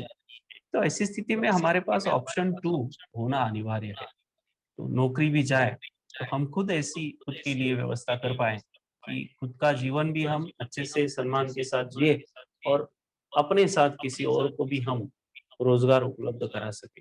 तो इस प्रकार से आह्वान या जो भी चैलेंजेस आपके और हम सभी के सामने आज की जो स्थिति में है, उसे एक्सेप्ट करते हुए हमें आगे बढ़ना होगा। और ये ऐसी स्थितियां और बार बार भी आ सकती है, ऐसी स्थिति से भी हम आगे बढ़ सकते हैं। इस उम्मीद के साथ हम अवश्य कामयाब होंगे। आप अपने अपने क्षेत्र में बहुत बड़ी पोजीशन पे आप जाएंगे, ऐसी मुझे उम्मीद ही नहीं, पूरा विश्वास है। और आप इतने सारे क्षेत्र हैं, इसके अलावा भी कुछ क्षेत्र होंगे जो आपको पता है, उसमें भी आप जा सकते हैं। आप कहीं पे भी जाएं, बस आपके जो माता पिता है, जब आप अपने इस्टेब्लिश फेज में रहेंगे, जब आप 35-40 साल की फेज में रहेंगे और आप अच्छा करियर कर रहे हैं, अपने अपने क्षेत्र में अच्छा डेवलपमेंट कर रहे हैं, और ये देखते हुए आपके जो माता पिता हैं, जब आप 35-40 साल के रहेंगे, तब वो शायद 65-70 साल के रहेंगे, और आपका ये काम और सारी व्यवस्था और आपने जो क्रिएट किया है अपना जो लाइफ है, उसे देखते हुए आपके माँ बाप और ज्यादा लंबी उम्र, 100 साल, 150 साल जगने की, जिंदा रहने की इच्छा वो खुद के प्रति व्यक्त कर सके कि नहीं, मुझे ये देखना है कि मेरा बेटा और क्या करेगा, मेरी बेटी और क्या करेगी, कौन कौन से क्षेत्र में वो अपने अपने विकास के जो है वो चरण रखेंगी। तो ऐसी प्लानिंग आप बनाएं, जो भी क्षेत्र आप चुने उसे पूरी निष्ठा के साथ, पूरे सामर्थ्य के साथ आप जुड़ जाए, और निश्चित तौर पे आप कामयाब होंगे। मुझे एसबी जैन इंस्टीट्यूट द्वारा यहाँ सम्मान के साथ निमंत्रित किया गया, और ये विषय रखना मैं आज इतने सारे छात्र जो हैं उनके सामने ये विषय रखना मेरा सौभाग्य समझता हूँ। मैं आपके जो एचओडी सर हैं उनका, जिन्होंने मुझे निमंत्रित किया, रोशनी मैडम उनका, और SB Jain engineering college and research and management institute का मैं शुक्रिया अदा करना चाहता हूँ, और सारे छात्रों का और इंस्टीट्यूट के प्रगति के लिए मैं आपको शुभकामनाएं देता हूँ। धन्यवाद।